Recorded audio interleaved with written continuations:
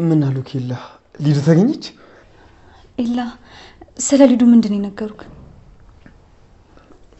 ዴቭ ከፖሊስ ጣቢያ ነበር የደወሉልኝ እኮ። ምን አሉክ? ኢላ አታጓጓን እንጂ ንገረን። ሊዱ ተገኘች? ሊዱ ጫካ ውስጥ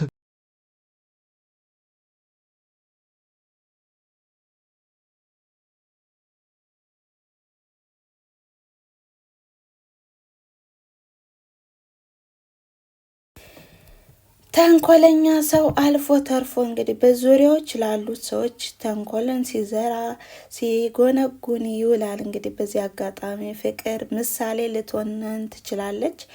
ሰላም ጤና ይስጥልን ውድና የተከበራችሁ የቻናሌ ተከታታዮች በያላችሁበት የዓለም ዳርቻ ሰላማችሁ ብዝት ተረፍ ይበልላችሁ እያልኩኝ ዛሬም በአዲስ ቪዲዮ መጥቻለሁ ማለት ነው። ይህም በአደይ ድራማ በክፍል 49 በባለፈው ክፍል እንግዲህ ሊዱ በናኦል ታግታ ነበረ። በዚህ አጋጣሚ ቤተሰቡ በሙሉ ታምሶ ተጨንቆ ነበረ። ማን ነው የወሰዳት? ማን ነው ያገታት? ሊዱስ የት ሄደች? በማለትም ወንድሟ ብቸኛ ወንድሟም እየተጨነቀና እያሰበ ነበረ። ዴቭም ታናሽቴ የት ነው ያለሽው? በየት ሂጄስ ልፈልግሽ? እያለ እንግዲህ ራሱንም በቃ በመጣል ራሱንም ጥሎ ነበር ያየነውና የተመለከትነው። ነገር ግን አደይም ካጠገቡም ስለሆነች እያበረታቸውና እያጽናናቸውም ትገኝ ነበረ። አሁንም ደግሞ በዚህ አጋጣሚ አሁንም ፍቅር በቅናት ጭርጭርጭር ያለች ነበረ። ቤዛ ምን ያለው ከዚህ ቤት ማን ነው ከኔ በላይ ያለቃ እያለች እየተንጨረጨረች ነበር። ግን ሊዱ ምስኪን በዚህ እንግዲህ ፍቅር ያመጣችው ተንኮል ለሊዱ ተረፋት። ሊዱ ምስኪንና የዋህ እንዲሁም የቤቱ ድምቀት ነበረች። እንግዲህ በውስጧ ምንም ነገር ተንኮልና የሆነ ጥላቻ የሌለባት የሆነ ነገር ብታወራም እንኳን ግልጽ በግልጽ ነው እንጂ እንደዚህ የውስጥ ተንኮል የለባትም ነበር። እና እንግዲህ ናኦል ወደዚህ ቤት የመጣው አደይን ከቤት ለማስወጣት እንዲሁም ቤዛን ለማጥመድ ነበረ። እናም ከዛ ይሄንን ስራ ሲጨርስም ከፍቅር ያለውን ፋይል ለመቀበል ነበር። ነገር ግን አንድ ባንድ ሴቶችን እያጠመደ ቤዛንም ወደ ራሱ ጠቅለል አድርጎ አብራ ስራ እንድትሰራም አስማምቷት ነበረ። በዚህም ጉልበቱን በመጠቀም ማለት ነው። እና ቤዛ አሁንም በትዕቢት ነበረ። ጭራሽ አንተ ልታዘኝ ነው?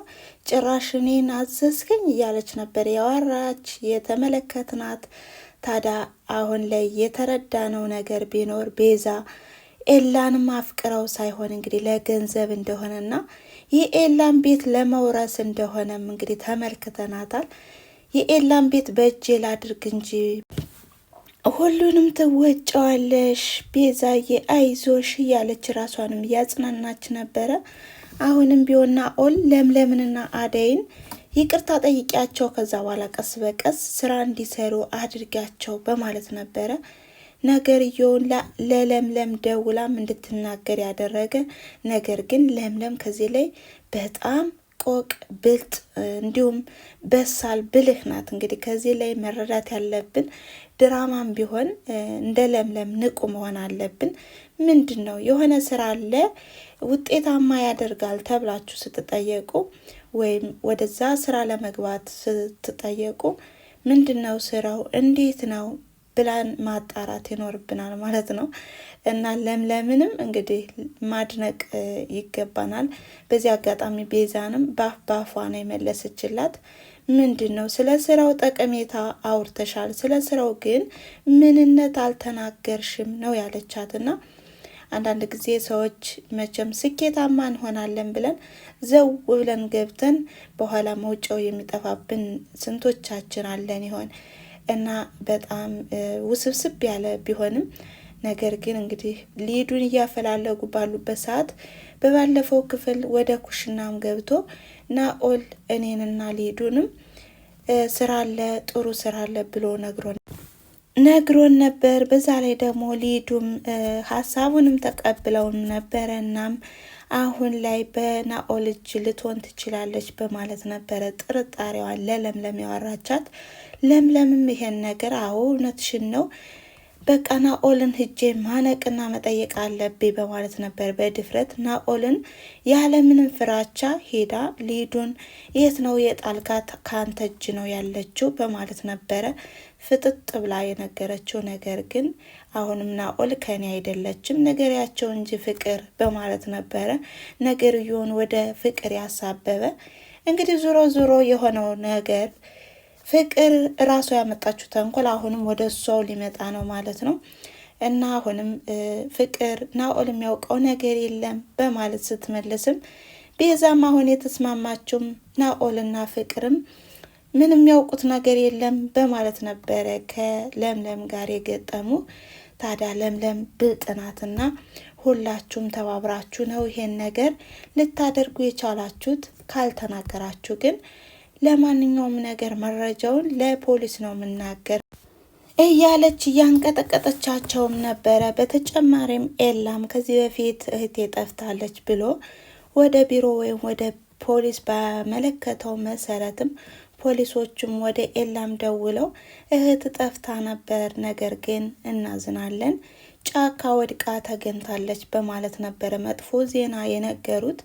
እንግዲህ በመልካም ዜና ፋንታ መጥፎ ዜና ነው የሰማው ኤላም ይሄን ነገር መቋቋምና ማመን አቅቶት ወደ ቤት ሲገባም ሁሉም ተሰብስበው ባገኘበት ሰዓት ነበረ ሊዱ ተገኘች በማለት ሁላቸውም የሊዱን መገኘት በጉጉት ሲጠብቁት የነበሩት ቤተሰብ በሙሉ አሁንም መጥፎ ዜና የሰሙ እና በጣም ያሳዝናል። የምር ድራማ ቢሆንም እንግዲህ ሊዱ በጣም የዋህና የቤቱ ድምቀት ናት።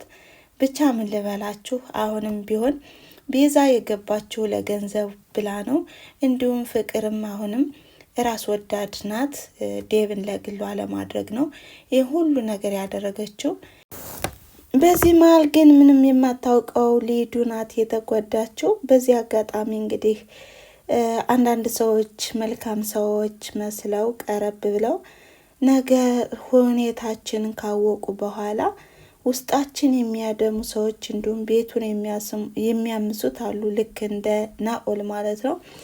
ናኦል በባለፈው ክፍል አይታችሁና ተመልክታችሁም ከሆነ ለዴቭ አሁን ቤቱ ተቃጥሎብኝ ነው ከዚህ ቤት መጠጋት ፈልጌ ወይም ማረፍ ፈልጌ ነው ለትንሽ ቀን ነው ብሎም ነበረ ለዴቭ ሁኔታውን የነገረውና ዴቭም ልቡ ራርቶ አብሮ እንደ ቤተሰብና እንዲሁም እንደ ወንድም እንደ እህት አብሮ ተቀምጦ ጊዜውን እንዲያሳልፍ ነበረ በልበ ሩሩነት ወይም በመጸጸት ከዚህ በፊት ስለተናገርኩህም ይቅርታ አድርግልኝ በማለት በማዘን ነበር እንግዲህ አብሮት እንዲቆይ ያደረገው። ነገር ግን ናኦል ተንኮለኛው ናኦልም እህቱን አጥምዶበታል።